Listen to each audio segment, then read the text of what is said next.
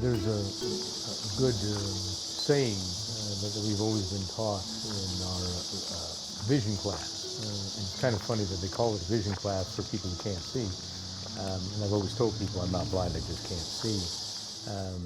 Basically, what I see would be putting a straw up to your eye, covering it with wax paper, and looking through the straw. That's basically what I see. I don't see a lot of movement.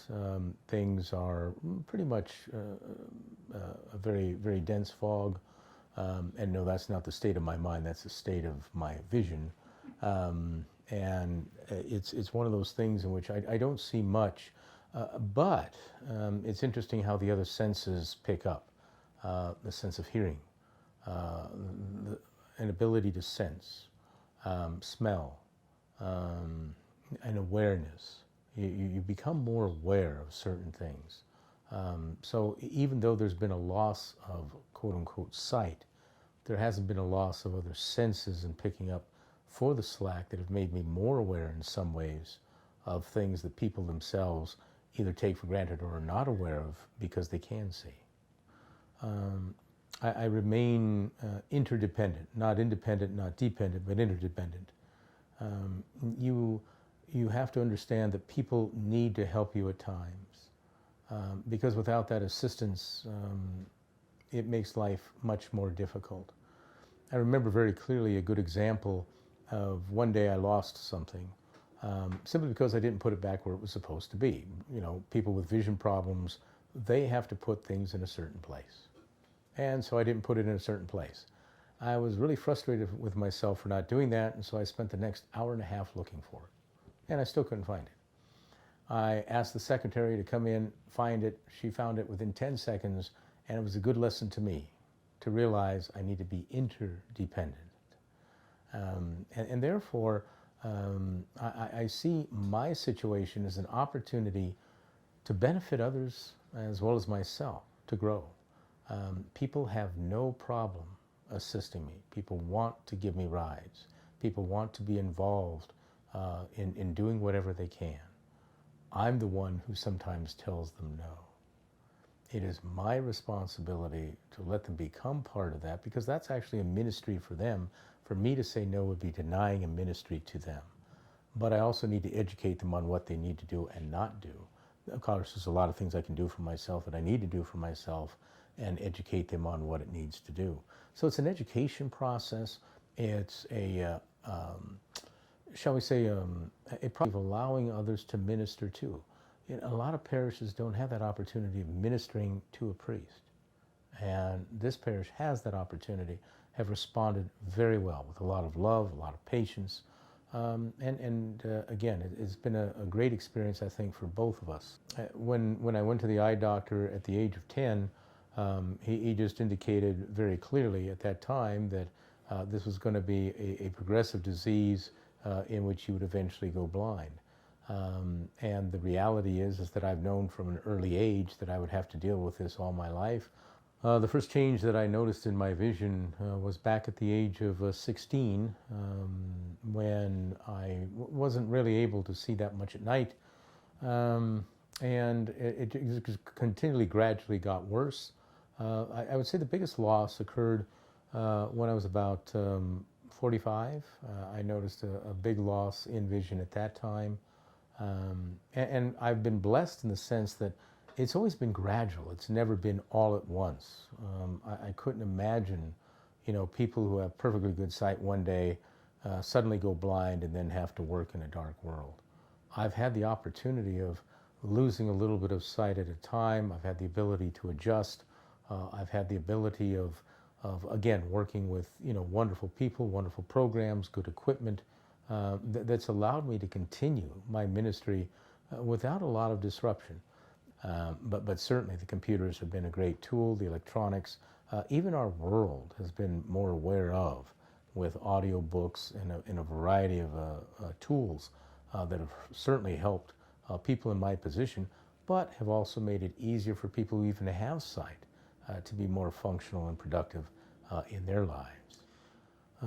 As far as my loss of vision is concerned, I think there's been a variety of blessings in my life that I did not know would happen. It's one of those things that when you lose something, you think it's a loss without realizing that sometimes there can be gain.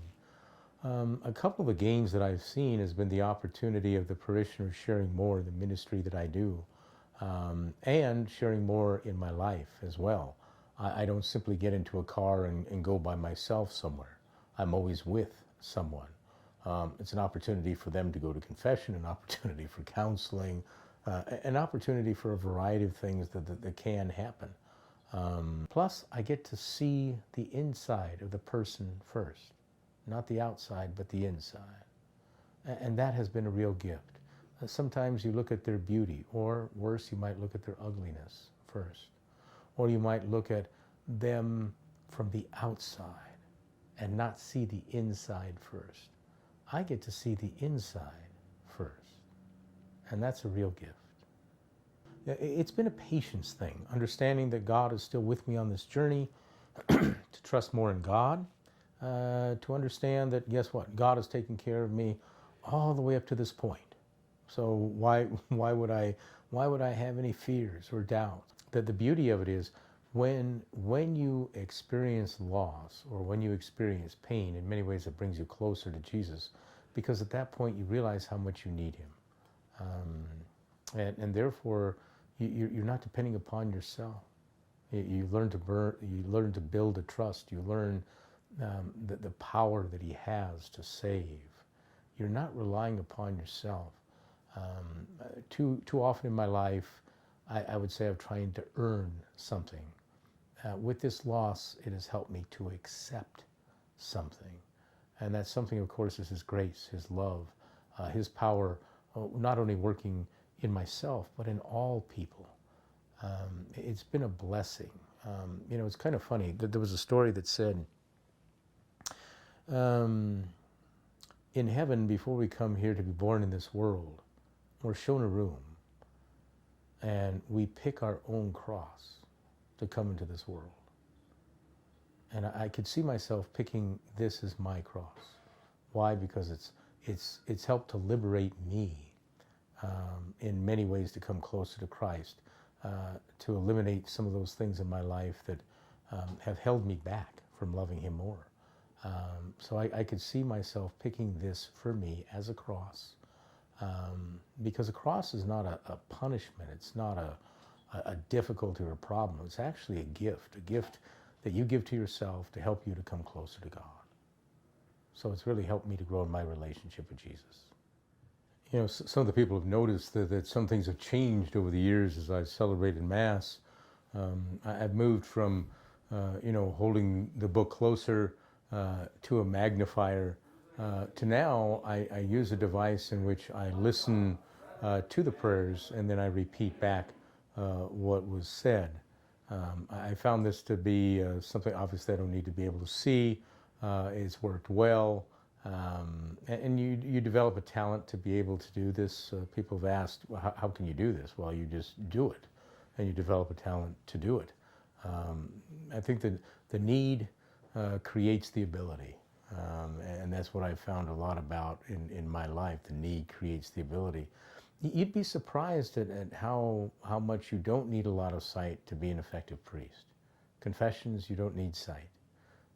Even in the Mass, you're usually located in two places, by the chair or by the altar. I've already counted the number of steps from the altar to the ambo to the chair. I'm in great shape if nobody moves the furniture. But if they move the furniture, life becomes interesting. Okay? It really hasn't changed how I celebrate Mass. I mean, the vessels are the same location. I always go by feel. The deacons in our parish have been very helpful in making sure things are in their proper place, so I know what to work with, how to work with it. It really hasn't changed my preaching all that much, other than the idea that I will interject some stories or some experiences that have happened that might be pertinent to the message of the gospel, helps people to relate in some small way. It's given me perhaps a little bit more ability to use an example, a story, or personal experience, which I think has been a blessing for a lot of the people. It's also been a healing experience for myself as well. But for the most part, marriages work the same, baptisms work the same. And again, I just let the people know what it is that they have to do. And even receiving communion, people have to take my hand to guide my hand up to their tongue if they want to receive on the tongue. But if they just hold out their hand, I'll find it. And it works that way well. So far, everything has gone, I would say, well. The parishioners don't seem to have any complaints or haven't voiced any complaints to me. And right now, as far as masses, sacraments, other things that I do, including hospital visits, nursing homes, etc. Again, I've had the great benefit of the Legion of Mary from Sacred Heart assisting, other parishioners assisting. For me, it's normal routine. And what I explained to people, I said, all pastors have disabilities. Sometimes they don't know it. At least mine is known. For me, being an effective priest, obviously I've got a lot of tools that I work with. The computer probably being my primary tool. I have one that I work with in the rectory, but I also have a portable one that I can also take with me to other places that is a great aid. I can do all the things that I did before, word processing.